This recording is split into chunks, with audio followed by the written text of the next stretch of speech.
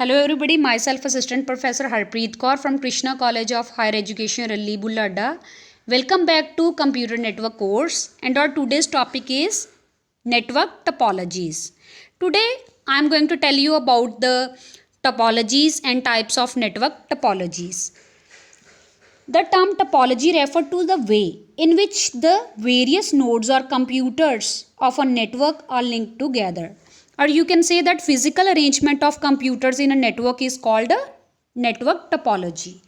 And there are so many types of network topologies like star topology, ring topology, bus topology, tree topology, hybrid topology, or mesh topology. First of all, I'll tell you about the star topology. That what is star topology, what are the advantages of the star topology, and what are the disadvantages of the star topology. If we are talking about the star topology, then this topology has a central controller called hub. Star topology ਦੇ ਵਿੱਚ ਆਪਣੇ ਕੋਲ ਇੱਕ central ਦੇ ਵਿੱਚ ਇੱਕ connectivity device ਹੈ। ਉਹ ਕਨੈਕਟੀਵਿਟੀ ਡਿਵਾਈਸ ਹੱਬ ਵੀ ਹੋ ਸਕਦਾ ਅਤੇ ਸਵਿਚ ਵੀ ਹੋ ਸਕਦਾ ਹੈ। ਉਸ ਕਨੈਕਟੀਵਿਟੀ ਡਿਵਾਈਸ ਦੇ ਨਾਲ ਆਪਾਂ ਸਾਰੇ ਸਿਸਟਮਸ ਨੂੰ ਅਟੈਚ ਕਰ ਦਿੰਦੇ ਹਾਂ ਇੱਕ ਸਟਾਰ ਦੀ ਸ਼ੇਪ ਦੇ ਵਿੱਚ। ਉਹ ਸਾਰੇ ਸਿਸਟਮ ਜਦੋਂ ਉਹਦੇ ਨਾਲ ਅਟੈਚ ਹੋ ਜਾਂਦੇ ਨੇ ਤਾਂ ਉਹ ਸਿਸਟਮਸ ਈਜ਼ੀਲੀ ਇੱਕ ਸਿਸਟਮ ਤੋਂ ਦੂਜੇ ਸਿਸਟਮ ਦੇ ਵਿੱਚ ਸਾਰਾ ਡਾਟਾ ਟਰਾਂਸਫਰ ਕਰ ਸਕਦੇ ਨੇ। ਮਤਲਬ ਇੱਕ ਤੁਸੀਂ ਕੰਪਿਊਟਰ ਲੈਬ ਦੇ ਵਿੱਚ ਆਪਣੇ ਸਿਸਟਮਸ ਨੂੰ ਸਟਾਰ ਟਪੋਲੋਜੀ ਦੀ ਫਾਰਮ ਦੇ ਵਿੱਚ ਵੀ ਅਰੇਂਜ ਕਰਕੇ ਰੱਖ ਸਕਦੇ ਹੋ।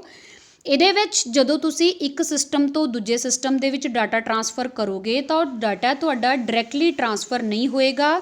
ਉਹ ਡਾਟਾ ਤੁਹਾਡਾ ਪਹਿਲਾਂ ਹੱਬ ਕੋਲ ਜਾਏਗਾ, ਦੈਨ ਹੱਬ ਤੋਂ ਉਹ ਡਾਟਾ ਨੈਕਸਟ ਸਾਰੇ ਦੇ ਸਾਰੇ ਕੰਪਿਊਟਰਸ ਦੇ ਵਿੱਚ ਟਰਾਂਸਫਰ ਹੋਏਗਾ। ਸੋ ਇਹਦੇ ਲਈ ਸਾਨੂੰ ਕੀ ਲੋੜ ਪੈਂਦੀ ਹੈਗੀ ਹੈ? ਇਹਦੇ ਲਈ ਸਾਡੇ ਕੋਲ ਕੇਬਲਸ ਹੋਣੀਆਂ ਚਾਹੀਦੀਆਂ ਨੇ। ਅਗਰ ਆਪਾਂ ਗੱਲ ਕਰੀਏ ਸਟਾਰ ਟਪੋਲੋਜੀ ਦੀਆਂ ਐਡਵਾਂਟੇਜਿਸ ਦੀ ਤਾਂ ਇੱਕ ਬਹੁਤ ਹੀ ਚੀਪਰ ਟਪੋਲੋਜੀ ਹੈਗੀ ਹੈ, ਬਹੁਤ ਹੀ ਸਸਤੀ ਹੈਗੀ ਹੈ। ਇਹਦੇ ਵਿੱਚ ਬਹੁਤ ਲੈਸ ਨੰਬਰ ਆਫ ਕੇਬਲਸ ਦੀ ਲੋੜ ਪੈਂਦੀ ਹੈਗੀ ਹੈ। ਇਹਦੇ ਵਿੱਚ ਈਜ਼ੀਲੀ ਆਪਾਂ ਅਗਰ ਕੋਈ ਨਵਾਂ ਕੰਪਿਊਟਰ ਐਡ ਕਰਨਾ ਚਾਹੁੰਦੇ ਹਾਂ ਤਾਂ ਈਜ਼ੀਲੀ ਆਪਾਂ ਕੋਈ ਵੀ ਨਵਾਂ ਸਿਸਟਮ ਇਹਦੇ ਵਿੱਚ ਐਡ ਕਰ ਸਕਦੇ ਹੈਗੇ ਹਾਂ ਅਤੇ ਆਪਾਂ ਈਜ਼ੀਲੀ ਕਮਿਊਨੀਕੇਸ਼ਨ ਐਸਟੈਬਲਿਸ਼ ਕਰ ਸਕਦੇ ਹਾਂ। ਜਦੋਂ ਇੱਕ ਕੰਪਿਊਟਰ ਤੋਂ ਦੂਜੇ ਕੰਪਿਊਟਰ 'ਚ ਡਾਟਾ ਸੈਂਡ ਕਰਨਾ ਹੈਗਾ ਤਾਂ ਤੁਸੀਂ ਡਾਟਾ ਡਾਇਰੈਕਟਲੀ ਸੈਂਡ ਕਰਨ ਦੀ ਬਜਾਏ ਇਹ ਡਾਟਾ ਪਹਿਲਾਂ ਤੁਹਾਡਾ ਸੈਂਟਰਲ ਕੰਟਰੋਲਰ ਕੋਲ ਜਾਏਗਾ, ਯਾਨੀ ਕਿ ਹੱਬ ਕੋਲ ਜਾਏਗਾ, ਫਿਰ ਉਹ ਹੱਬ ਅੱਗੇ ਡਾਟਾ ਨੂੰ ਸਾਰੇ ਸਿਸਟਮਸ ਦੇ ਵਿੱਚ ਟਰਾਂਸਫਰ ਕਰੇਗਾ। ਅਗਰ ਆਪਾਂ ਸਟਾਰ ਟਪੋਲੋਜੀ ਦੀ ਡਿਸਐਡਵਾਂਟੇਜ ਦੀ ਗੱਲ ਕਰੀਏ ਤਾਂ ਇਫ ਦ ਸੈਂਟਰਲ ਕੰਟਰੋਲਰ ਔਰ ਹੱਬ ਫੇਲ ਐਂਟਾਇਰ ਸਿਸਟਮ ਕਲੈਪਸ। ਅਗਰ ਹੱਬ ਦੇ ਵਿੱਚ ਕੋਈ ਪ੍ਰੋਬਲਮ ਆ ਜਾਂਦੀ ਹੈ, ਕੋਈ ਫਾਲਟ ਆ ਜਾਂਦਾ ਹੈਗਾ, ਕੋਈ ਫੇਲੀਅਰ ਆ ਜਾਂਦਾ ਹੈਗਾ ਤਾਂ ਤੁਹਾਡਾ ਸਾਰਾ ਦਾ ਸਾਰਾ ਸਿਸਟਮ ਜਿਹੜਾ ਹੈਗਾ ਉਹ ਕਰਪਟ ਹੋ ਜਾਏਗਾ।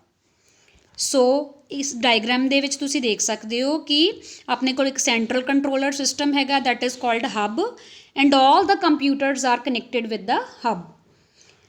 ਅਤੇ ਕਿਹਦੀ ਫਾਰਮ ਦੇ ਵਿੱਚ ਕਨੈਕਟ ਹੋ ਰਹੇ ਨੇ? ਇੱਕ ਸਟਾਰ ਦੀ ਸ਼ੇਪ ਦੇ ਵਿੱਚ ਕਨੈਕਟ ਹੋ ਰਹੇ ਨੇ ਇੱਕ ਕੰਪਿਊਟਰ ਤੋਂ ਦੂਜੇ ਕੰਪਿਊਟਰ ਦੇ ਵਿੱਚ, ਅਤੇ ਸਾਰੇ ਕੰਪਿਊਟਰਸ ਦੇ ਵਿੱਚ ਆਪਾਂ ਡਾਟਾ ਜਿਹੜਾ ਹੈਗਾ ਟਰਾਂਸਫਰ ਈਜ਼ੀਲੀ ਕਰ ਸਕਦੇ ਹੈਗੇ with the help of hub.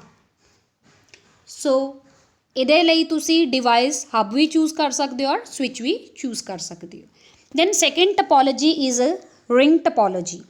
Ring topology ਦੇ ਵਿੱਚ ਆਪਾਂ ਜਿੰਨੇ ਵੀ ਸਿਸਟਮਸ ਹੈਗੇ ਨੇ, ਜਿੰਨੇ ਵੀ ਕੰਪਿਊਟਰਸ ਹੈਗੇ ਨੇ, ਉਹ ਸਾਰੇ ਕੰਪਿਊਟਰਸ ਨੂੰ ਰਿੰਗ ਦੀ ਫਾਰਮ ਦੇ ਵਿੱਚ ਰੱਖ ਦਿੰਦੇ ਹੈਗੇ ਆ, ਯਾਨੀ ਕਿ ਇੱਕ ਸਰਕਲ ਦੀ ਫਾਰਮ ਦੇ ਵਿੱਚ ਸਾਰੇ ਕੰਪਿਊਟਰਸ ਨੂੰ ਅਰੇਂਜ ਕਰਦੇ ਹੈਗੇ ਆ ਅਤੇ ਇੱਕ ਸਰਕਲ ਦੀ ਫਾਰਮ ਦੇ ਵਿੱਚ ਸਾਰੇ ਸਿਸਟਮਸ ਦੇ ਵਿੱਚ ਜਿਹੜਾ ਡਾਟਾ ਹੈਗਾ ਉਹ ਟਰਾਂਸਫਰ ਕੀਤਾ ਜਾਂਦਾ ਹੈਗਾ।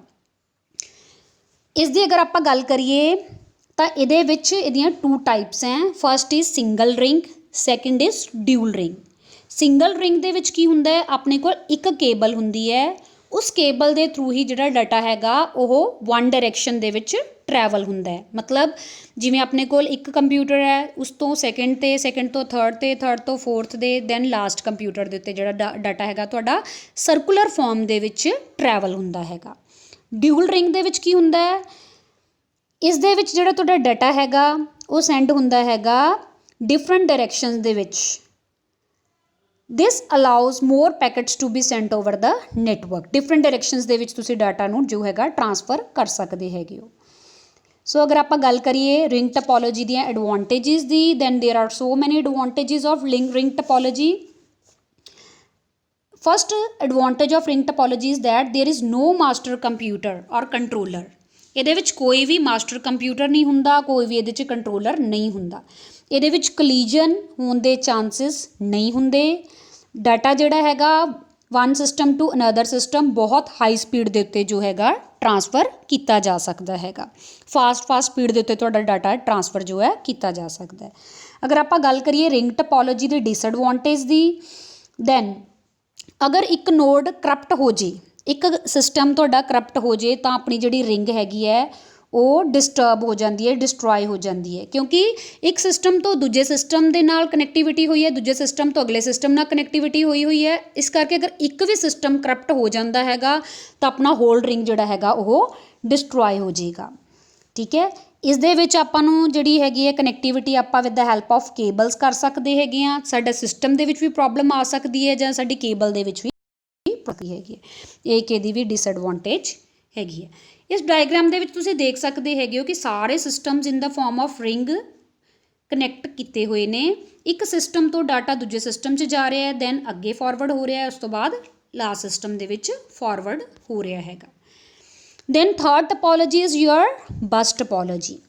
ਬਸ ਟਪੋਲੋਜੀ ਦੇ ਵਿੱਚ ਤੁਸੀਂ ਦੇਖ ਰਹੇ ਹੈਗੇ ਹੋ ਕਿ ਇੱਕ ਆਪਣੇ ਕੋਲ ਸਿੰਗਲ ਕੇਬਲ ਹੈਗੀ ਹੈ ਜਿਹਦੇ ਨਾਲ ਸਾਡੇ ਸਾਰੇ ਦੇ ਸਾਰੇ ਸਿਸਟਮਸ ਜੋ ਹੈਗੇ ਨੇ ਉਹ ਅਟੈਚ ਕੀਤੇ ਹੋਏ ਨੇ। ਸਾਰੇ ਕੰਪਿਊਟਰਸ ਜੋ ਹੈਗੇ ਨੇ ਇੱਕ ਸਿੰਗਲ ਕੇਬਲ ਦੇ ਨਾਲ ਹੀ ਅਟੈਚ ਹੋਏ ਨੇ। ਤਾਂ ਆਪਾਂ ਉਸ ਸਿੰਗਲ ਕੇਬਲ ਦੇ ਥਰੂ ਸਾਰੇ ਸਿਸਟਮਸ ਦੀ ਜਿਹੜੀ ਕਨੈਕਟੀਵਿਟੀ ਕੀਤੀ ਹੈ ਤਾਂ ਆਪਾਂ ਸਿੰਗਲ ਕੇਬਲ ਦੇ ਥਰੂ ਹੀ ਸਾਰੇ ਸਿਸਟਮ ਦੇ ਵਿੱਚ ਡਾਟਾ ਜੋ ਹੈਗਾ ਈਜ਼ੀਲੀ ਟਰਾਂਸਫਰ ਕਰ ਸਕਦੇ ਹੈਗੇ ਆ, ਸ਼ੇਅਰ ਕਰ ਸਕਦੇ ਹੈਗੇ ਆ। ਅਗਰ ਆਪਾਂ ਗੱਲ ਕਰੀਏ ਬਸ ਟਪੋਲੋਜੀ ਦੀਆਂ ਐਡਵਾਂਟੇਜਿਸ ਦੀ, ਤਾਂ ਇਹਦੀ ਸਭ ਤੋਂ ਵੱਡੀ ਐਡਵਾਂਟੇਜ ਕੀ ਹੈਗੀ ਕਿ ਇਹਦੇ ਵਿੱਚ ਕੇਬਲਸ ਬਹੁਤ ਘੱਟ ਲੋੜ ਪੈਂਦੀ ਹੈ। ਕੇਬਲਸ ਦੀ ਬਹੁਤ ਥੋੜ੍ਹੀਆਂ ਕੇਬਲਸ ਦੇ ਨਾਲ ਆਪਾਂ ਕਨੈਕਟੀਵਿਟੀ ਕਰ ਸਕਦੇ ਹੈਗੇ ਹਾਂ। ਇਹਨੂੰ ਐਕਸਪੈਂਡ ਕਰਨਾ ਬਹੁਤ ਹੀ ਜ਼ਿਆਦਾ ਸੌਖਾ ਹੈਗਾ, ਮਤਲਬ ਵਧਾਉਣਾ ਬਹੁਤ ਜ਼ਿਆਦਾ ਸੌਖਾ ਹੈਗਾ। ਤੁਸੀਂ ਅੱਗੇ ਹੋਰ ਕਨੈਕਟੀਵਿਟੀ ਕਰ ਸਕਦੇ ਹੈਗੇ ਹੋ ਸਿਸਟਮਸ ਦੀ। Easy to understand and install, you are easily able to understand this topology. So ਇਹ ਤਾਂ ਸੀਗੀਆਂ ਇਸ ਟਪੋਲੋਜੀ ਦੀਆਂ ਐਡਵਾਂਟੇਜਿਸ। ਅਗਰ ਆਪਾਂ ਗੱਲ ਕਰੀਏ ਬਸ ਟਪੋਲੋਜੀ ਦੇ ਡਿਸਐਡਵਾਂਟੇਜਿਸ ਦੀ, if the communication line fails the entire network break down. ਜੇ ਮੇਨ ਸਾਡੀ ਕੇਬਲ ਫੇਲ ਹੋ ਜਾਂਦੀ ਹੈ, ਬ੍ਰੇਕਡਾਊਨ ਹੋ ਜਾਂਦੀ ਹੈ, ਤਾਂ ਪੂਰੇ ਦਾ ਪੂਰਾ ਨੈਟਵਰਕ ਜੋ ਹੈਗਾ ਕਰਪਟ ਹੋ ਜਾਏਗਾ, ਤਾਂ ਪੂਰੇ ਦੇ ਪੂਰੇ ਨੈਟਵਰਕ ਦੇ ਵਿੱਚ ਪ੍ਰੋਬਲਮ ਆ ਜਾਣਗੀਆਂ। ਅਗਰ ਆਪਾਂ ਅਗਲੀ ਡਿਸਐਡਵਾਂਟੇਜ ਦੀ ਗੱਲ ਕਰੀਏ, then it is very difficult to repair the fault in the topology. ਇਹਦੇ ਵਿੱਚ ਕੋਈ ਵੀ ਅਗਰ ਫਾਲਟ ਆਉਂਦਾ ਹੈਗਾ ਤਾਂ ਉਹ ਥੋੜ੍ਹਾ ਜਿਹਾ ਉਸਨੂੰ ਡਿਫਿਕਲਟੀ ਆਉਂਦੀ ਹੈਗੀ ਇਹਨੂੰ ਹੈਂਡਲ ਕਰਨ ਦੇ ਵਿੱਚ।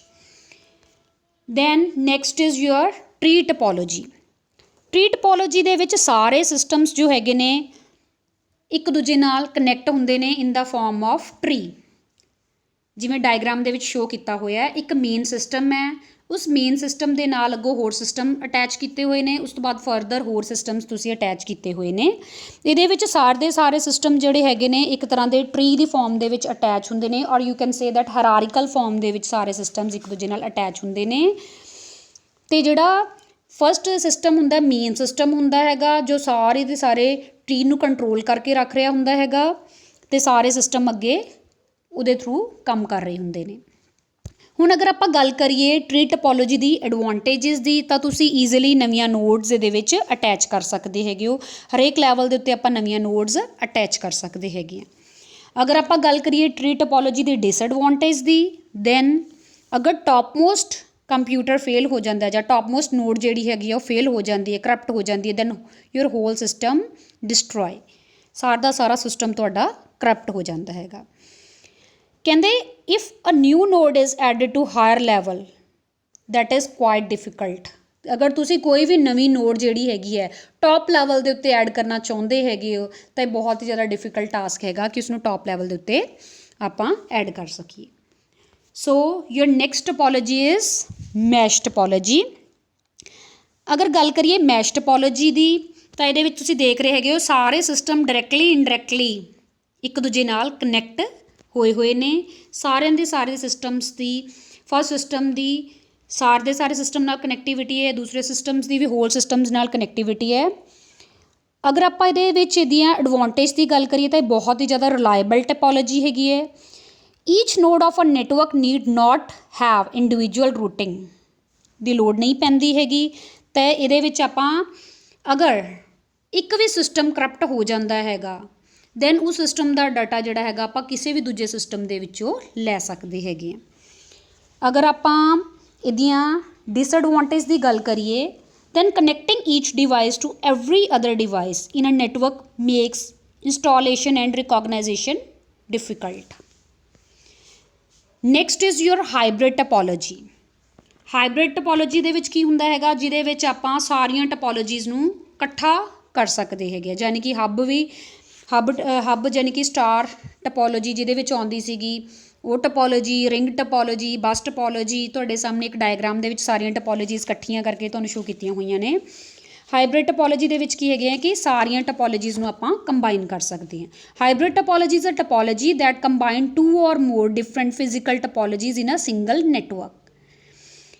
ਇਸ ਡਾਇਗਰਾਮ ਦੇ ਵਿੱਚ ਤੁਸੀਂ ਦੇਖ ਰਹੇ ਹੋ ਕਿ ਜਿਵੇਂ ਤੁਹਾਡੇ ਸਾਹਮਣੇ ਰਿੰਗ ਟਪੋਲੋਜੀ, ਸਟਾਰ ਜਾਂ ਬਸ, we combine all these topologies to form a hybrid topology। ਸੋ ਸਾਰੇ ਦੇ ਸਾਰੇ ਇਹਦੇ 'ਚ ਸਿਸਟਮਸ ਜਿਹੜੇ ਹੈਗੇ ਨੇ ਉਹ ਕਨੈਕਟ ਕੀਤੇ ਹੋਏ ਨੇ। And thanks for watching this video।